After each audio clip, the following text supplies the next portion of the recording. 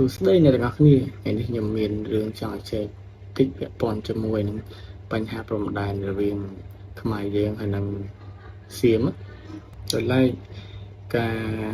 មានចំនួនរវាងខ្មែរនិងសៀមនេះនៅតាមបណ្ដោយព្រំដែនខេត្តព្រះវិហារនេះគឺបណ្ដាលឲ្យមានទាហានកងទ័ពខ្មែរយើងនេះគាត់បានបាត់បង់ជីវិតផងដែរជាក់ស្ដែងយើងឃើញមានការចល័តទ័ពទាំងប្រទេសសៀមទាំងខ្មែរយើងគឺបានចល័តទ័ពទៅកាន់ព្រំដែនខេត្តព្រះវិហារទាំងអស់ហើយមួយវិញទៀតកម្ពុជាយើងកំពុងតែដាក់សំណើប្តឹងទៅកាន់តុលាការ ICJ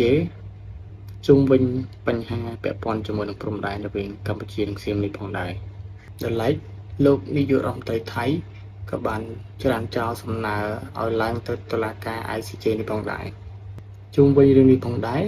លោកនាយករដ្ឋមន្ត្រីកម្ពុជានឹងដាក់សំណើប្តឹងទៅកាន់តុលាការ ICJ ពាក់ព័ន្ធជាមួយនឹង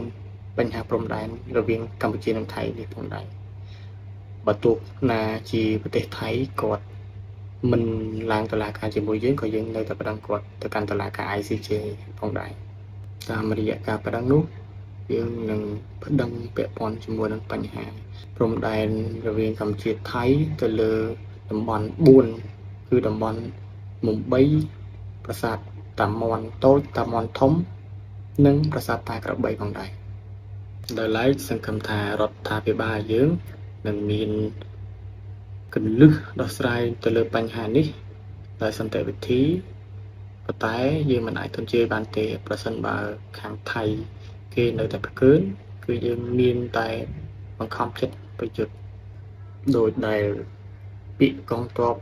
កម្ពុជាយើងបាននិយាយថាជីវិតជូនជាតិធាតុជូនម្ដាយ